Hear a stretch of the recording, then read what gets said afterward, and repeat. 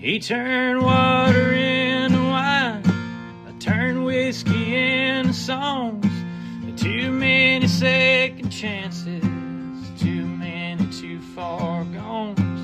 Gave me grace along the way, took my heart and led me home. Don't you see? It's a God thing for me. Now I write songs about the heartland.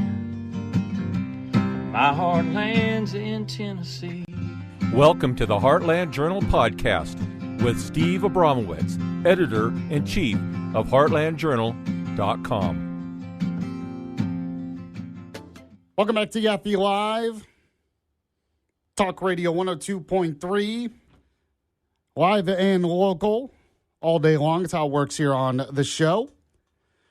So there are 3 governors around here close to us that are about to see the end of their term limited out. You have Governor Kay Ivey of Alabama, Governor Bill Lee of Tennessee, and, of course, the governor of Georgia as well, Brian Kemp. All going to be out pretty soon. Actually, Governor Ron DeSantis out of Florida, too. He's almost out of there. So Steve Abramowicz is joining the show. He's with the Heartland Journal. You can read his stuff at heartlandjournal.com. He wanted to talk about the legacy of some of these governors that really, affect us and some of the changes that are coming. So, Steve, how are you today, sir? I am good, Brother Michael. How are you? Doing good. By the way, before we get to that, at the top of the show, I was talking about how I don't think it would hurt anyone to display the 10 Commandments in schools. It seems like a common sense thing, but I wanted to get your thoughts on that. Would you support? Some schools want to do it. A law was passed in Tennessee. What do you think?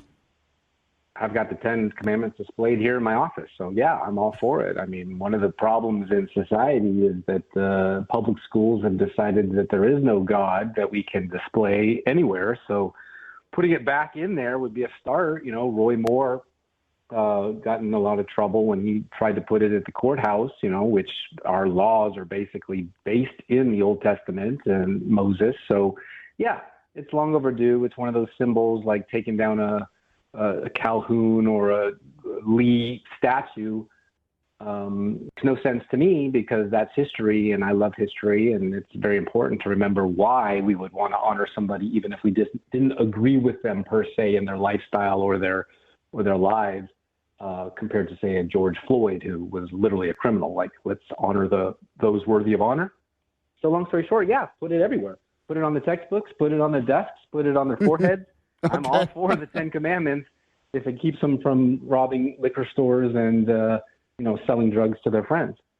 Yeah, some of the responses I'm getting on the text line here, I mean, some people are for it, but some believe that it doesn't really do any good. It doesn't change what kids do. And other people think that it teaches Christianity, and they don't really want to teach Christianity in schools.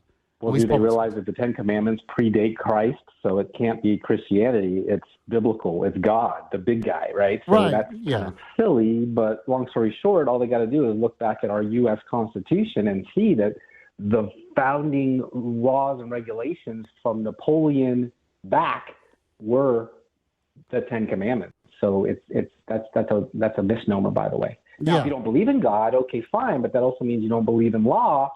So isn't that what Moses was given, was the law? Right. So, yeah, you're talking about what I basically said. It's rooted in our culture of law and order, a culture of a written law. There's a historical context, even beyond the religious context. So I would agree with that. All right, I want to move on to the other topic as well. What governor do you want to start with? Do you want to start in Alabama, Georgia, Tennessee? Legacies we have to talk about. I could do this all day long on all 50 of them, but I can just tell you that. So, for example, there's this wonderful. For those that know, I've been harping on senators, the Senate, ever since you and I met like 2 years ago. So that's kind of been my thing. But a decade before that, I've been harping on governors because that's really where this bastion of progressivism is. So there's this thing called the Cook Political Report, came out today, and it basically ranked the nation's governors. There's 50 of them, so a lot easier than 100 senators. But Kay Ivey is the nation's 11th most popular governor, according to that new ranking, and she's leaving in about 9 months, as are a whole bunch of other ones, especially the A-rated Liberty Score ones from the Senate, like Marsha Blackburn and Tommy Tuberville, because the Senate's going to lose some of their A-rated lions, and the states are going to gain by them, hopefully. But in the meantime, Governor Mark Gordon of Wyoming, he's a Republican, and he got the most, 74% approval and 16% disapproval. Could you imagine 74% approval of a politician? That's amazing. He beat Phil Scott of Vermont, also a Republican. He was the top spot for 3.5 years. So they're doing something right in Wyoming, apparently, when it comes to conservative Republican leadership. Unlike this thing I want to talk about, because the survey was basically just for the first quarter of this year. So her last quarter, basically, last year's quarter. 60% of the respondents said that Kay Ivey's job performance was 34% disapproval, right? So 2/3 like it, 1/3 don't. That made her 11, but it's positive. So back in 1908, not long after the New Testament was created, the National Governors Association was created, and that is a majority of those 50 governors. All of them are in it, but they're all progressive politicians, and they push very progressive agendas like the World Economic Forum, regardless of whether they're Democrats or Republicans. Now, you can guess that Kay Ivey and Mark Gordon from Wyoming, they don't play that game, but a majority of them do. And the chairman is Oklahoma's Kevin Stitt, who is a Republican in name only, in my humble opinion. And the vice chair is Wes Moore from Maryland, who, if he ever heard the word Republican, would probably freak out. Like, he is as far right left as you're going to get. And that's the problem. The National Governors Association has been one of our causes of problems in this country for at least 40 years. Okay, so were you there's a lot to cover there. So I know, it's hard. I've written many articles about it that are deep. So I did want to go back then. Okay, were you surprised that Kay Ivey was number 11?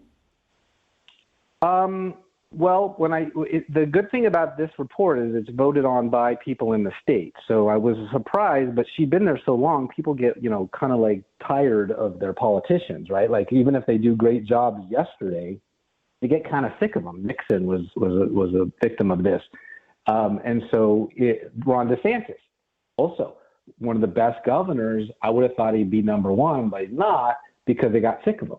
So it's just the life in politics. Nobody has, an A rating in the beginning and ends with a stellar A rating, because they get tired of them, even if they do good work. So I wasn't surprised by 11, but when I tell you that about 12% of the U.S. Senate and 12% of the governors are what we would like, conservative red state Republicans, that makes sense to me. She well outperformed Governor Lee, who's going to leave and is going to probably go down for his COVID handling as one of the worst governors in Tennessee's history, if you listen to your friend Brandon Lewis. But that is the way it works. I mean, you can only have one number 1 and one number 50.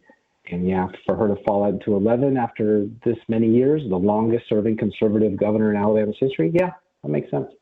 So you mentioned Governor Bill Lee there. You said that's kind of the big stain on his record, how he handled the COVID pandemic, really wanted to limit freedoms. He did some good things as well. Where was he on the list? Do you remember? I'd have to, I have it right here in front of me. In the meantime, I can tell you it's not just the COVID handling, it's also the jobs that were destroyed that are never coming back. I mean, a Republican is supposed to be, liberty and job creation, and he's not going to get that. He ran on this thing called 10 for 10, and I think he maybe have gotten one of them actually done, and it's this school voucher thing that a lot of people are very critical of because the money is kind of outlandish. It's going to blow the budget at some point, so not very conservative fiscally either. So it's all, history will determine what it determines. We'll see, but in terms of the 8 years he was here, a lot of critics are very critical, but one of the things I just want to emphasize is okay, she's the top 11 and Lee is whatever he is. I'll find in a second. Even Trump called him a rhino, but we got some Democrats that are governors that are outrageous. I mean, Bob Ferguson was widespread, million fraud in the child care subsidy programs.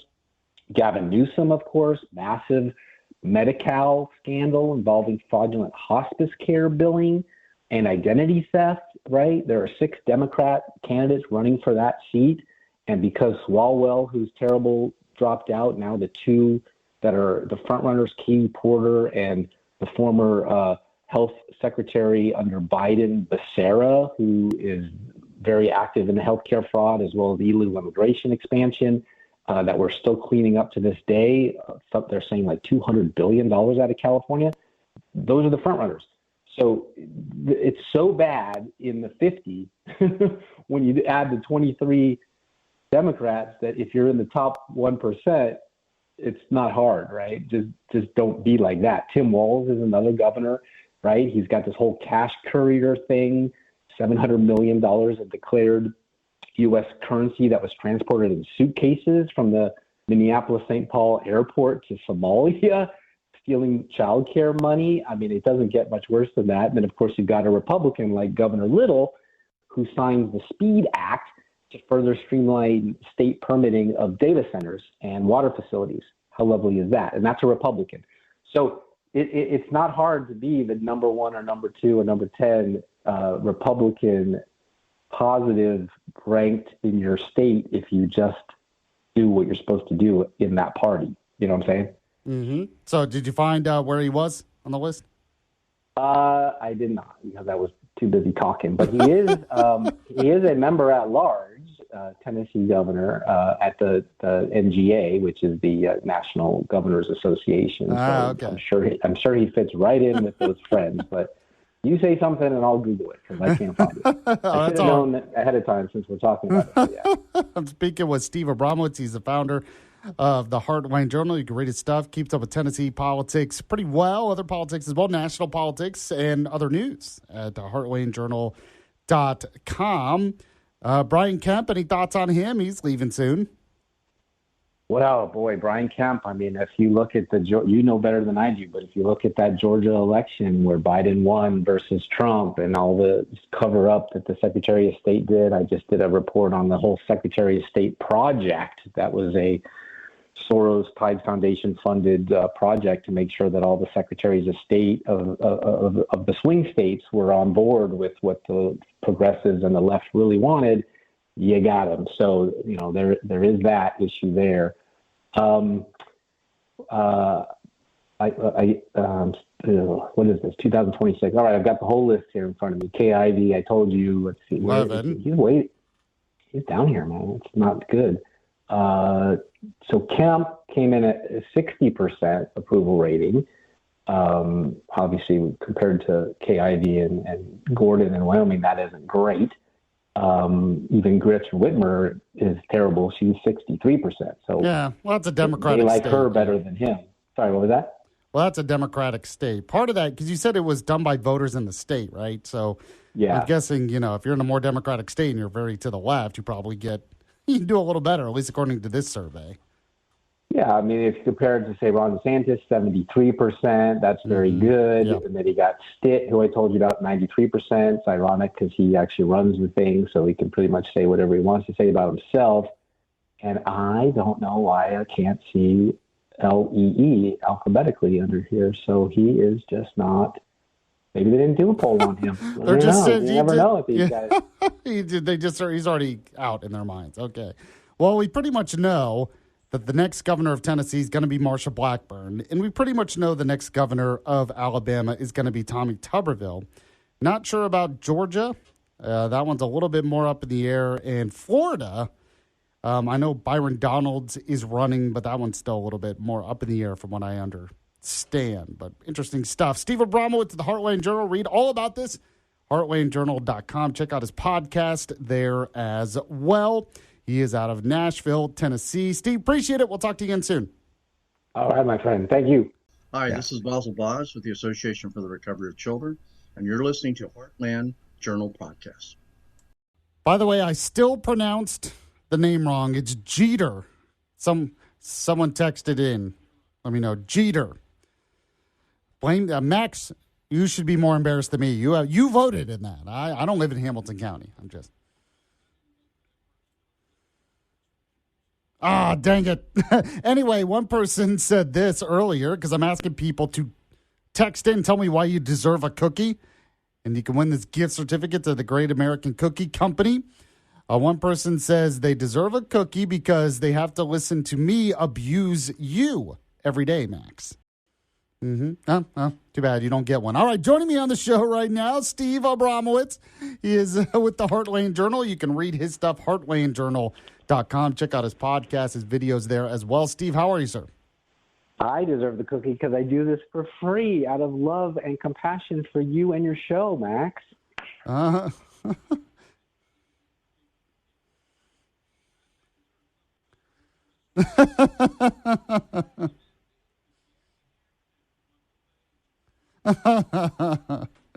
By the way, Steve, do you need a hug? Do you need a dog?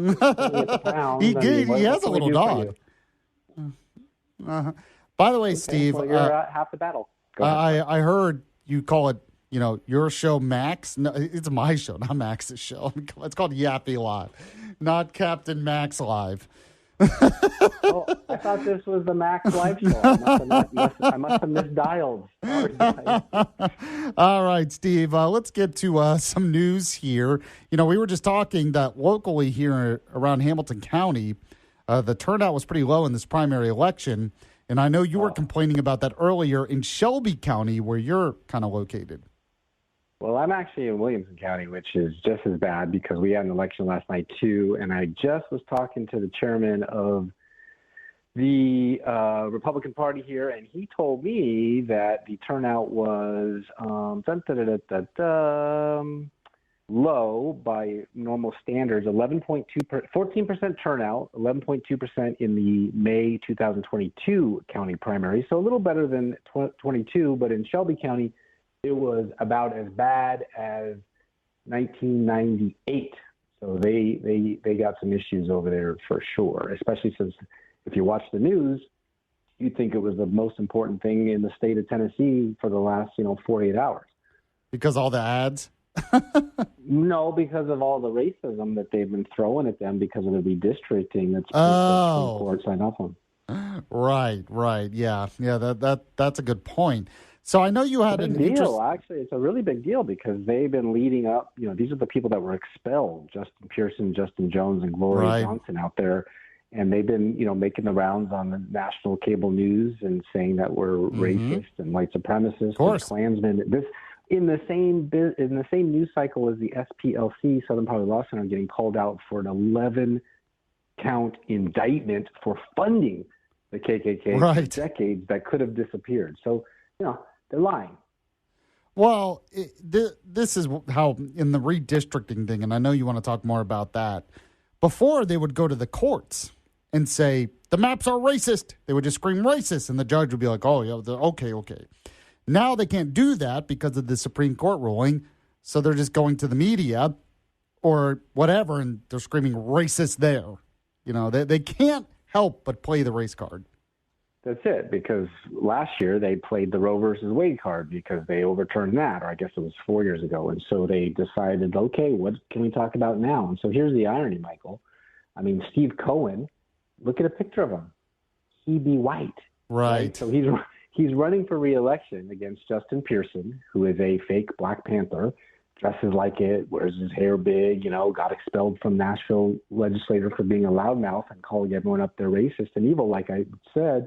So imagine you're a spin doctor and your job is to get these guys elected, professional political consultant, for the Democrats, and the Supreme Court comes out and reminds everyone, here we are again, and it's always illegal gerrymandering based on race. That's what they overturned. The discrimination that was already in this thing for 40 years that gave Steve Cohen 20 years of races that he ran against African Americans. Look it up. It's weird. So, you call your high-priced lawyer and you say, okay, we can't use abortion. It's banned in Tennessee. We can't throw seniors off Social Security. That's a federal issue. So all we have is race. Never mind our guy is white, been there 20 years and beat Black opponents. The last 5 times he ran for re-election, including Harold Ford Jr., who is Black. And let's make it a Jim Crow issue and rile up the Memphis base, even after all the success. of that task force, dropping crime 40%. We can't forget about that. And you got the Tennessee hauler and the Memphis hauler calling it disenfranchisement and strip representation and all this MLK 60s civil rights jargon that really doesn't apply anymore. But again, they're black Republicans and there are black independents and there are black Democrats, of course, but still they only got 13% turnout. So it's all a sick ploy to get people afraid so they'll vote for Cohen or at least a Democrat in the one district in Tennessee, District 9, that has Memphis in it, that happens to be majority black.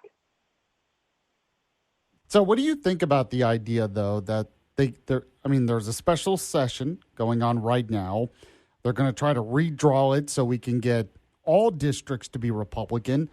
But there is some concern about that beyond just the ethical concern or the legal concern. Some are concerned that it could make some of the other seats a little bit more vulnerable, right? The really safe Republican seats not as safe. Well, if all states did this, now that it's legal because the Supreme Court said so, which basically is undoing the racial gerrymandering, not based on race, but based on who lives in the district, they could lose as much as 40 Democrats in the House, right? Right now it's like a 1-2 seat majority for Republicans. They could lose 40. All New England has 0 Republicans. Virginia and California are trying, so Tennessee gets one small district compared to those states doing it for Democrats, and everyone goes crazy, because it's a red state. And so what do they do with a red state? They immediately paint them as racist. Well, is Massachusetts racist? They've been doing it. Is New England racist? Is Vermont racist? So it's a joke, and it's just not true. Alabama should do it. Knock out all the Dems. By the way, it's the same, like I said, same news cycle. SPLC from Alabama was getting in trouble for this. So they're obviously just trying to do the two-step and say, don't look there, look here. And they're making Tennessee out to be something they're not. They're making South Carolina out to something they're not, making Alabama out to something they're not, just to win politics. And like I said, if it was now a fair playing field, there would be 40 Democrats going home in November, not coming back to keep the grift going. Now, you made it an interesting point on X. You were kind of saying, well, they kind of rushed to do this, to redraw the maps, to make one more Republican seat. You were kind of making interesting point, that you wish there was some urgency on some of the other issues, right? Maybe issues that are even more important, but we didn't see that kind of urgency. Yeah, this is a total distraction. Like just a week before this, we had, Eric Swalwell going down for harassing women his whole career. We had the gal in Georgia, $5 million stolen from the housing stuff, and all the Minnesota fraud that we've uncovered in the hospices and the child care and Ilhan Omar and all of the things that she's accused of. And all of a sudden, boom, CNN puts the cameras on Tennessee and says, yeah, but don't forget we're a racist country. It's like, no. This is a complete obfuscation, and it's a primary election. It's not even the big one. The real vote will be August and then November for our congressman. So it's just one of those things that the media loves to play. And it just happens to be the day that Ted Turner passed away, right? He's from CNN, and he invented this whole cycle of the 24-hour news thing that the cable news loves to paint Tennessee the way they are, and they're not. So yeah, my point about that was like, we got a lot more going on. Have we forgotten that we're supposedly in World War III in Ukraine? Have we forgotten that Iran the Straits of Hormuz is making oil prices, fluctuate globally, which is hurting Japan? Like, there are some serious things to be going on, not talking about 1960s Klan rallies in Memphis that, now we know were funded by the left. Yeah, just an unbelievable story that, they're called the Southern Poverty Law Center, SPLC. Like you said, I've been calling them some propaganda liberal crap is what basically what they have been. I like it. The good news is they're gone, so we won't ever have to use it again. But in the meantime, there's plenty of other folks that are doing the same thing because it's become a grift, because you can raise money by telling somebody something they're not. But let's not forget, the Democrats are the ones who started the Klan in the first place. So, you got Brother Jones from Nashville, who's actually from Oakland, like Kamala Harris, and that's the Black Panthers are from there. And they've been using phrases like, you're spitting on the graves of our civil rights elders, or some of the most nasty stuff you can imagine. But look what happened. Jasmine Crockett in Tennessee, gerrymandered out. Debbie Wasserman Schultz in Florida, probably out. Bernie Johnson, probably out. So some of these worst folks, by the way, Benny Johnson is the guy who said that Guam might tip over if the military personnel got too larger. So, yeah. And he's been there 40 years, by the way, so not exactly a shining light in the party, but he's there. But if those 40 Democratic seats were lost because of racial gerrymandering, they'd be out of there. But I have to remind everybody, John DeBerry was kicked out of the Democratic Party. He's running for Shelby County mayor, and he's a Republican because he was kicked out of the Democratic Party, and he happens to be African American. So they're going to have two African Americans running against each other, so Memphis can prove itself not to be racially motivated and just go by what's best for them as voters, because nobody lost the vote in this situation. Gerrymandering doesn't mean but they'll say it. Justin Pearson was on the steps of the Cashville saying they're disenfranchising us and taking away our vote. Well, guess what? District 9 is not the only majority black county in Tennessee. Right next door, a guy named Kustoff is a congressman from one that has 3 majority cities like that, and he's also white. So it has nothing to do with race. It has to do with how are our politicians going to serve us best. And even little Memphis is being beaten down and embarrassed nationally, is willing to vote when it's in their interest, although the turnout is really bad. They got to work on that. So, yeah, I mean, the best example you have, and you mentioned this earlier, Steve Cohen. And just imagine for a sec that you have a Republican African-American win against a white Democrat, Steve Cohen. Do you think the Justin Pearsons of the world would celebrate that? Of course not. No, they would they'd say it was stolen. They'd say, exactly. They would dust off the old playbook from the 70s and 80s and say, look, or, God forbid, they would send, some of their goons out there to rough them up. So the point is that no, they will never capitulate that their 50-year ideology is wrong. They're going to just come out with a new way to shape it and sell the soap in a different package. That's how they roll, because that's what he's doing.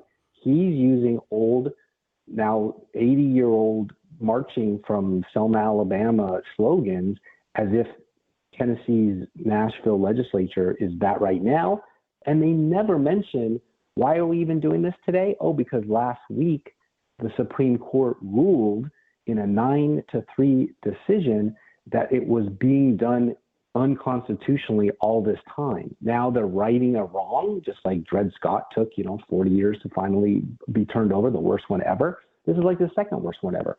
My guess is next year you and I are going to be talking about Scott Brown versus the Board of Education, because there's been a lot of liberal progressive things that have been stuck into the law books that really should never have been there. And when that happens, the left-leaning unions are going to flip out, and they're going to be right in time for the presidential election. And so whoever is going to be the Democratic nominee is going to try to ride that into the White House by motivating their base, who hates every policy they've ever had. Their policies are terrible, but that's all they've got. Steve Abramowicz is with the Heartland Journal. Read his stuff, heartlandjournal.com. Check out his podcast as well. Find him on X and Facebook also. Steve, appreciate it. We'll talk to you again soon. Always a pleasure. Later on. All right. Hey, this is Brecken Thies with The Federalist, and you're listening to the Heartland Journal Podcast. Welcome back to Yaffee Live. We're here on Talk Radio 102.3. Yes, I am Tennessee's voice of reason. Some of you don't want to admit it, I've noticed. But you know it's true. You know it's true. I'm the voice of reason. A couple of people already on the text line saying I'm racist because I hung up on James, who called. No, I mean, he got his say, so I don't know what you're talking about. Well, when he hung up, he was talking about January the 6th. Yeah, he just started rambling about Trump and stuff, and I'm like, I only have so much time. We got a break. But he got in his say. It would help if we'd have a conversation. Yeah, I kept trying to, talk to him. I don't know if he couldn't hear me or didn't want to hear me. One person had a good text, though. Said, in response to the previous caller, Clarence Thomas was put on the Supreme Court to decide the constitutional legality of issues that are presented to the court. He should not make decisions based on injustice that happened 200 years ago. or whatever. It's not his job is to interpret the law as it's written and is today. Understood. Yes, exactly. And he does a great job at that. Let's go to our guest right now, actually. Steve Abramowicz is on with us. He is with the Heartland Journal. You can read his stuff, heartlandjournal.com. Check out his podcast there as well. Steve, how are you, sir? I'm good. Voice of reason, voice of racism. Everything is racist these days. If everything is racist, nothing is racist, Michael. So it takes time to get there. So we may be in the numb stage of grievance politics. Well, that's actually a really good point because, that's how they were getting away with their maps forever. They would go to the courts and they would tell the judge, this map is racist. And the judge would say, oh, yes, we have to change that. Well, that game is over. We're just not doing that anymore. So it's like you can't just say everything is racist because you're right. Then nothing is racist. Nothing means anything. Well, you can because they keep doing it, but it's all about a torturing of two 1960s, talk about old-fashioned summer of love bills passed by Congress, two of the holy grails of progressive Democrat race politics, but they use, one to hide behind the other.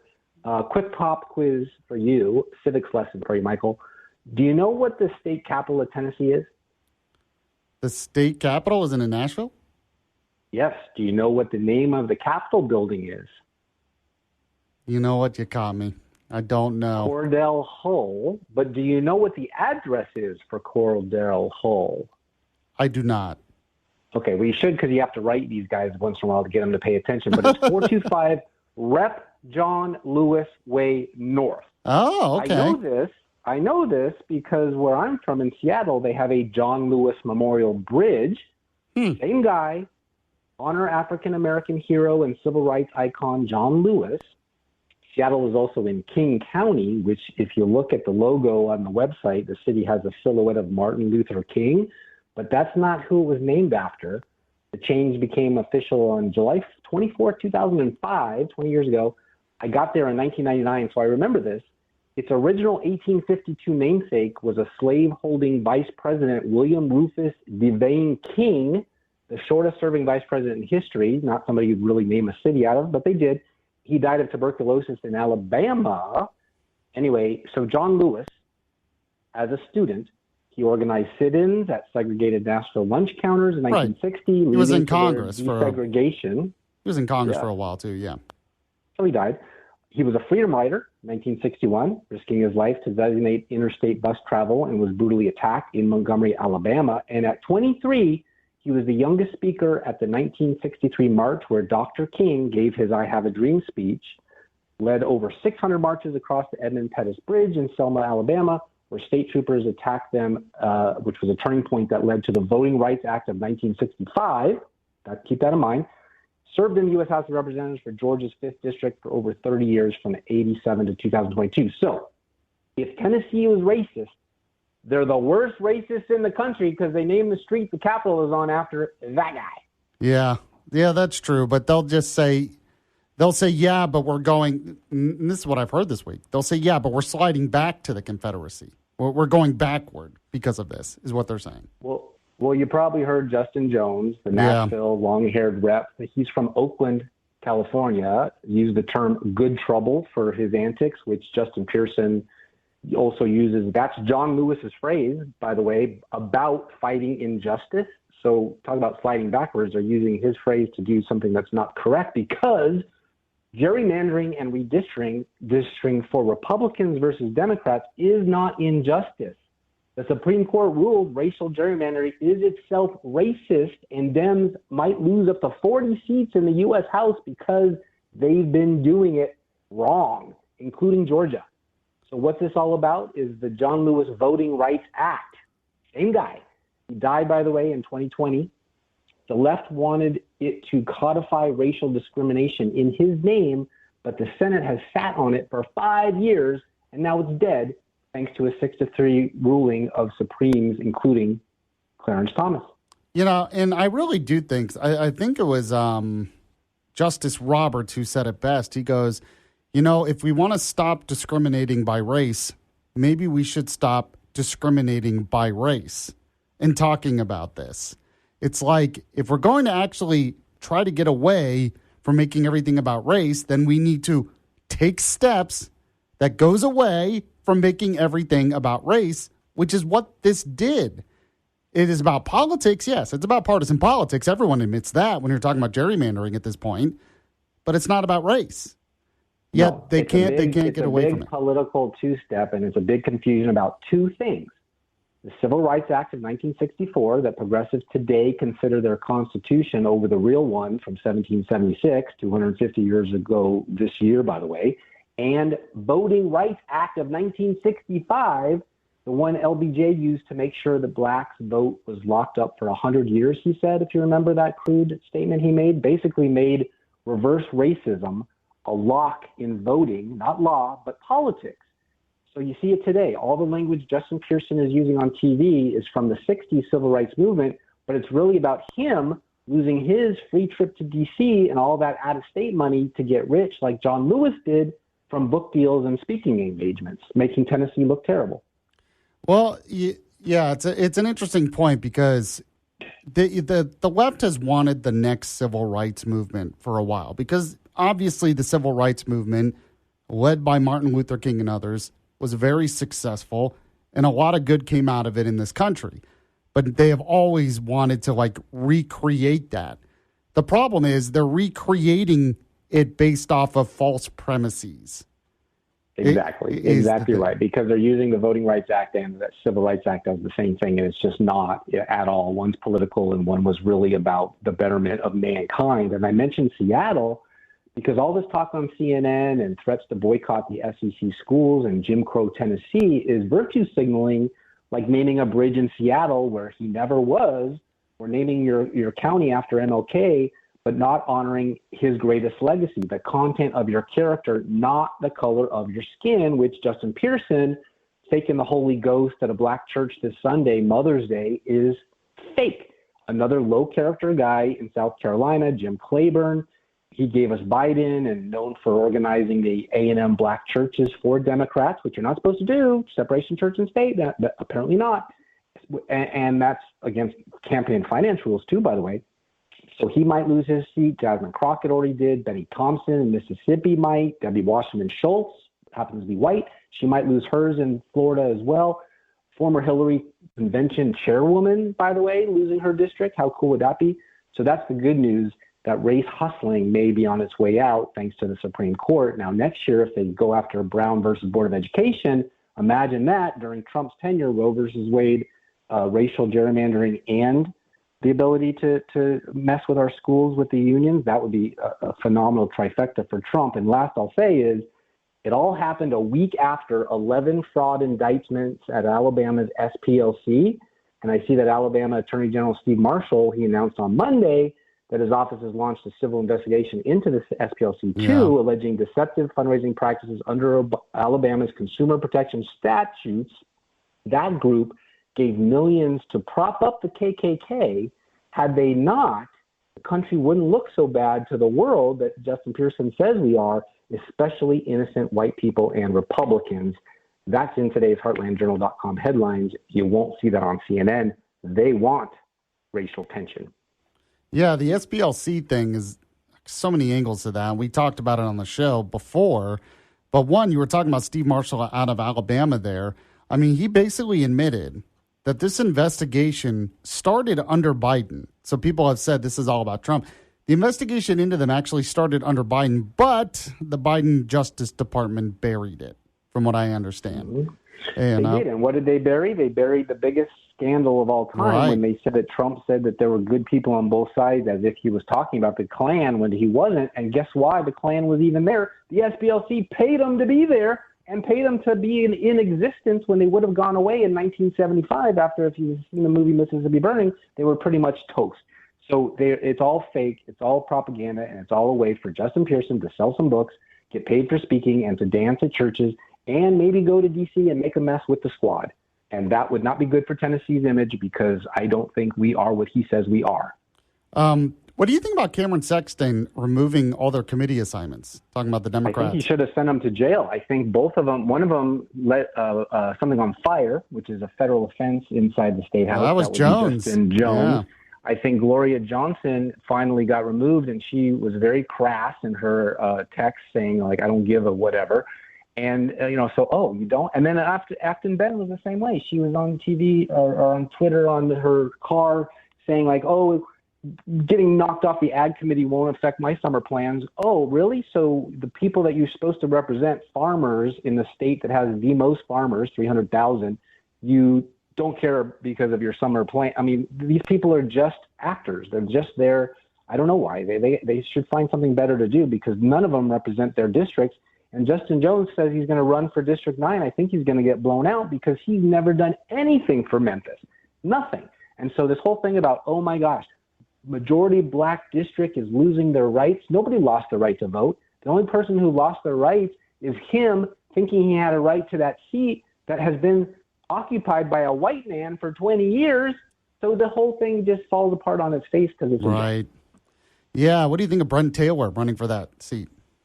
I love Brent Taylor. I had Brent Taylor on your show when I was filling in Nice. Because I went to Memphis with my daughter because he promised me that it was going to be better with his Make Memphis Matter movement, and it did make Memphis Matter. He's the one who got Kash Patel, Trump, Marsha Blackburn, Governor Lee, all these people to pay attention to Memphis for the first time ever, and they did clean up the streets, and I think murder's down 50%, like some dramatic numbers, which is so funny because when they turn around and say, we don't want you here, they're embarrassing themselves because the people that vote do want them there. And my other good friend, John DeBerry, is running for mayor of Shelby County as a Republican. And guess what? He happens to be black, but he was thrown out of the Democratic Party of Tennessee because he was pro-life. So if you have to be pro-life but black, you can't be a Democrat. Remember who said that? Biden. If you don't vote for me, you ain't black, or whatever he said. That was so awful. Tennessee is not like I remember this. that. But if you listen to CNN and you watch Justin or the other Justin or Gloria or any of the rest go on TV, they'd make you think that we live in the Confederacy. We don't. Steve Abramowicz is with the Heartland Journal. Read this stuff and more. Check out his podcast, heartlandjournal.com. Often my fill-in host as well, as you mentioned there. Steve, anything else you're looking at? It's got about a minute left, but I want to give you an opportunity to share anything else. All right. Well, usually we rush off the phone, so I'll thank you for all these opportunities to come on and talk to you and your audience and rant and rave about my crazy stuff, and for being on my show in the past, too. I want to really appreciate that and helping me sell my book, just like I helped you sell your book. Go buy his book. And Max is the Max Factor, I'm going to call him. Oh, the Max Factor. I like that. That's good. That's a makeup line, but if he doesn't mind, I don't mind. Steve, appreciate it. We'll talk to you again soon. Bye now. Hi, I'm Clifton Lamberth, author of Forward and the American Dream, The Return to Greatness, and the Ad Man book. And I just want to give a shout out to everybody in the Heartland podcast. I'm excited about being here. Welcome back to Yaffee Live. We are here on Talk Radio 102.3. I am Tennessee's voice of reason and Chattanooga's conservative conscience. And it is that time of the week where we speak with Steve Abramowicz. He's with the Heartland Journal. See all his stuff, his podcast, everything at heartlandjournal.com. Steve, how are you, sir? And I'm good. Almost everything. It's not a Paris Hilton or a Kim Kardashian type of website, but I was cruising social media preparing content for you, and I was very disappointed in you, Michael. Oh, what do I do now?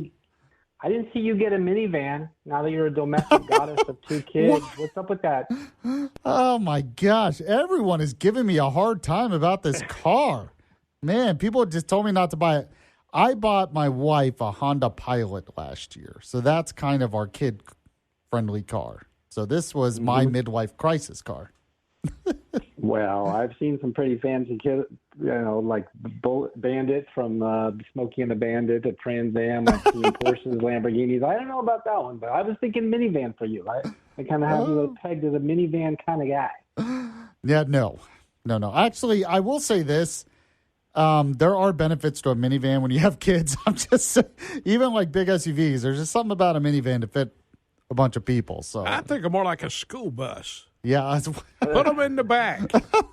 Yeah, I understand There are no seatbelts on those, though. You don't want to do that. You got to keep them safe. You're going to be traveling all around soccer games and t-ball games and doctor's visits, you need something with seatbelts. That's true. Thanks for the advice. I guess I appreciate. I'll take a note of that. Let's get into some of the news. What do you think about anything jump out at you about the election results yesterday? The main takeaway I had, my big hot take of the day, is money and the Trump endorsements still matter. It's basically what we've learned. Yeah, special interest nation. That's what the S stands for in USA. But, by now I'm pretty much a unrepentant news junkie and political nerd. So I did watch the country for Trump endorsements. And the guy is Babe Ruth. 37 wins, 0 losses, 10 in Pennsylvania, 0 losses, 9-0 in Georgia. Now that MTG is gone, Mike Collins, who was outspent 15-1, no endorsement from Trump, but he did have Turning Point Actions enthusiastic endorsement, so he won big. It counts. He's the America First candidate in Georgia, where you are, and the man who he's great. Can defeat Ossoff, who's the Dems' most vulnerable seat in the Senate. So if Collins wins, we could hold the Senate, actually. So 6-0 Alabama, including Tuberville. 5-0 in Idaho with that crazy, I don't know why he endorsed that governor, but he won.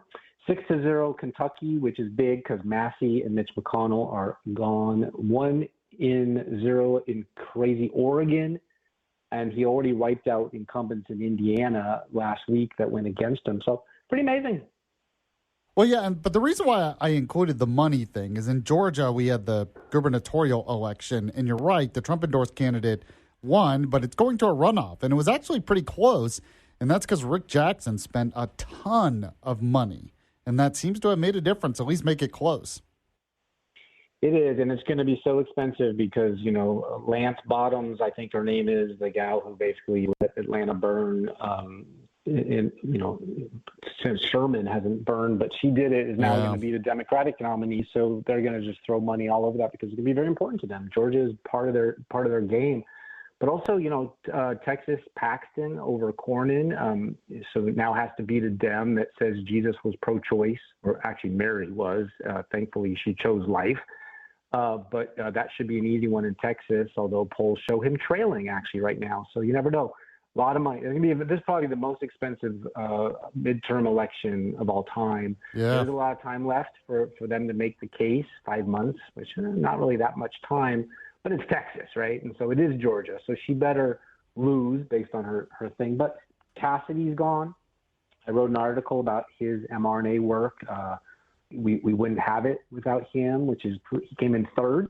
So proven out to be a bad thing that people inject that. And, of course, Lindsey Graham, he said that Cassidy lost because Bill tried to destroy the president. And that didn't work out for him so well. This is the case. This is the point we're making, is that if you go against Trump in 2026, you probably won't be back the following year if he wants you out. Graham is himself is like 50% threshold, putting him on track to avoid a runoff outright. We'll see how that goes. His nearest challenger is like 40 points behind. Now, of course, we'll have to see when we get to the general election how much of this matters in terms of will people vote against Trump and vote for the Democrat. We'll have to see. But in a Republican primary, it's become pretty obvious that, yes, that Trump endorsement just still matters. Yeah. So the next Congress won't have, for sure, regardless of general and primary, it won't have McConnell, won't have Cornyn, won't have Pelosi, won't have Swalwell, probably Claiborne, for sure not Steve Cohen. They say up to 20 of the Congressional Black Caucus folks won't be back because of the Supreme Court Calais case in Louisiana. Mississippi's Benny Thompson, he might be safe after Republican Governor Tate Reeves, for some reason, canceled their special session. South Carolina passed it in the House, so now they're Senate. So just to answer your question, we don't even know what the general is going to look like because places like South Carolina have to kind of figure that one out to figure out what they're going to run on, just like Mississippi. So that's why the NAACP wants to boycott the SEC schools, Auburn, Mississippi, you name it, basically for Jim Claiborne. He's drawn out of his district that he's held for 33 years.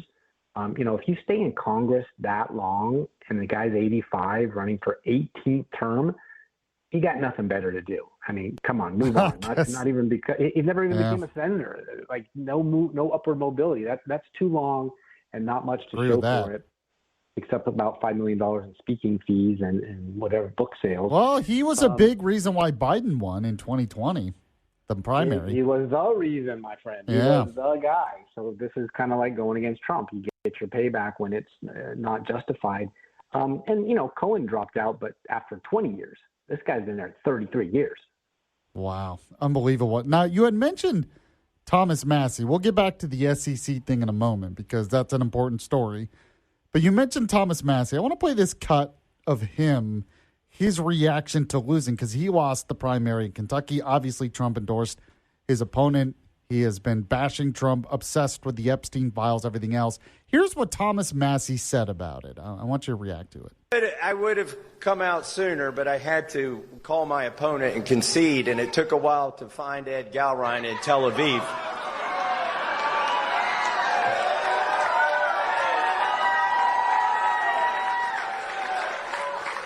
I did get the call through, though. I have called and conceded the race. We've been honorable the whole time, and we're going to stay that way. For 14 years, those SOBs in Washington tried to buy my vote. They couldn't buy it.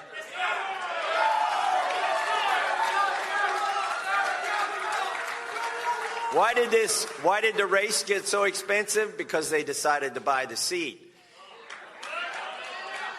And it got real expensive for them. Look, they used a lot of dirty tricks, but we stayed the course. Now, when he said they, he was talking about AIPAC, the Israeli lobby. So what's your reaction to this? It's just Israel's buying the vote? That's his response here? Yeah, I mean, it's a great excuse. It is the most expensive primary in history, that one right there. And he has been discovered to be taking his money from the other side of the coin. We've talked about this quite a bit in the influencer world, where podcasters who used to be very conservative, Republic, patriotic, our biggest ally, supporting Israel, some of them were on the other side where the oil money was coming from, and Thomas Massie proved to be that. So what he's really showing you is that he's relatively anti-Semitic by nature and using AIPAC, which, by the way, you said something very interesting. You said the Israel lobby. It's the American Israel Public Affairs Committee. It is a U.S.-based company or charity. It is not Israeli. So it's not a foreign interest with this whole FARA thing, and whether you're working for Egypt or you're working for Israel or Turkey or whatever, which people get in trouble for because those are foreign countries. AIPAC is just like the NRA or the teachers union. That's an American thing. So I think he lost because he was all over Trump. Trump didn't like it. Nor should he, because it was very difficult when you're a Republican and you're trying to get things done. And now he's out of a gig. And then, of course, we get to hear all of the dirt about him along the way, like whether he was having an affair while his wife, who died, was alive, whether he was dating someone in the Congress herself, et cetera, et cetera. So not a great guy. Can go ahead and blame anything he wants at sour grapes after the fact. But long story short, his 9 years in Congress are over, and somebody else is going to get that gig. If there were term limits, this wouldn't even be an issue. He'd have been gone a long time ago or ran for Senate and maybe would have gotten rid of Mitch McConnell a long time ago. But he ran into the Trump buzzsaw, and now he's gone, just like MTG, just like Jasmine Crockett. It doesn't matter what party you're in. If you go against the boss and you lose, you are out of a job. Yeah, and I just get so annoyed at the whole, we're bought by Israel. It's like, no, it's just the majority of the Republican Party supports Israel. That's what it, because MTG would play that game too. And it's like, it reminds me when Democrats say, Republicans are bought by the NRA. They're not bought by the NRA. They just support the NRA because it's a conservative thing. Well, it's the same thing with Israel. It's not that they're bought by AIPAC. They support Israel because that's what Republicans do, right? I mean, AIPAC is a very powerful lobby. There's no question about it. They all have representatives in Congress and the Senate to make sure that America's number one ally in the Middle East has the ear of the legislature who spends the money. But that didn't stop Nixon from withholding restocking of arms during the 67 Yom Kippur War, and that didn't stop Star Wars with Reagan, although they got the Patriot missiles out of it. I mean, so many good things have come out of America's relationship with Israel. Of course they have a lobby on their behalf, just like Pfizer has a lobby, just like Tennessee has congressmen up there in D.C. lobbying on the behalf of our state, Alabama as well. So the point is that if you decided to turn on our number one ally and their number one lobbying group that cares about the future of Israel, whether you be a Christian or a Jew or it doesn't really matter, well, where are you going to get your support from elsewhere? And in terms of the Republican Party, we're now seeing that it has been split by Friends of the Muslim Brotherhood versus Netanyahu, who's been there since I was a kid, and the Israeli lobby, which, you split the thing. I like to put a map on social media once in a while of the Middle East. Little Israel dot on the west, little Israel Qatar, or little Qatar dot on the east. And between those two countries where all the wealth is, they've split the Democratic or the Republican Party. Sorry, the Democrats threw them out a long time ago, which is why you see Massey working so often hand in hand with Democrats against Trump. Friend of my friend is my enemy, they used to say in the Middle East. So real quick, you were talking about the boycott, NAACP calling for a boycott of black athletes in the SEC. It's not going to happen. I just can't imagine that those athletes would give up an opportunity to play for those teams. Well, what's going to happen is that it's going to trickle up to the NFL, which the season hasn't started yet because they were all in with this Black Lives Matter and all the other stuff that they put in the end zones and on the back of their jerseys because of, Jay-Z and his relationship with the league and all this kind of stuff. So if they want to make it into a thing leading up to the election in the fall, they will. I love Auburn. I love Georgia. And what I really love, I wrote an article about this, actually probably one of the better articles I've written. You can see it at heartlandjournal.com, basically saying this is a big mistake. The greatest wealth creator for the black man in America since Reconstruction is professional athletics. You can go down the list from Herschel Walker to Jerry Rice coming out of Missouri to Cam Newton. It goes on and on and on, that if that was all of a sudden boycotted and done away with, why would you cut off the avenue of generational wealth for their families by making illegal gerrymandering that's unconstitutional based on race the determinant? Like, just because of this November, the only people who want to do that are Hakeem Jeffries, who wants Democrats to win, the NAACP, who wants to raise money, just like the SPLC used to try to raise money until they got busted for being a big fraud, BLM, and the other, agencies that are just a nightmare. So I personally believe it's a huge mistake, and I wrote all about it because literally there would be no Herschel Walker if Georgia wasn't desegregated after the 60s Civil Rights Act by Bear Bryant, what he did with Alabama after they lost to my alma mater, University of Southern California, to open up to say this is what a black athlete looks like. And here, ever since, we've got billionaires, millionaires, and billionaires. So it just makes me so mad, this conversation. I just actually had a gal on today, a Republican black woman running for District 55 to go be in Nashville in the assembly. And she's just a long laundry list of saying, like, no, everything that they're saying about Tennessee is an embarrassment to the country. It's not true. Tennessee is a great place, and desegregation happened a long time ago. If anything, what the Supreme Court did is just leveling the playing field. And I proved it because Cohen, the white guy who lost for Memphis district, he said, oh my gosh, you're going from 100% black community to like 25%. And I said, good, because that's exactly what Knoxville, Chattanooga, and Nashville are. So what you're really doing is you're going back to true representation based on population, not based on race. Good. Thank you, Cohen, for making the case that the Supreme Court did the right thing. Yeah. Steve Abramowicz, he's with the Heartland Journal. Read his stuff, heartlandjournal.com. Steve, always appreciate it. We'll talk to you again soon. All right. Have a great weekend. Bye-bye. I'm Dr. Brian Artis, host of the Dr. Artis Show, and I'm joining you live on the Heartland Journal Podcast.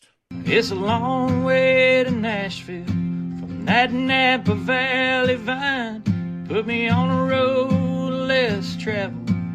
Lord, now I know why. God knew I'd get there in His perfect time. Heartland Journal Podcast is the media property of heartlandjournal.com, where you can find news stories, commentary, and content serving the heartland of America. Any views or opinions represented on the podcast are personal and belong solely to the creator and do not represent those of the people, institutions, or organizations that the creator may or may not be associated with in professional or personal capacity unless explicitly stated. Now I write songs about the heartland. My heartland's in Tennessee.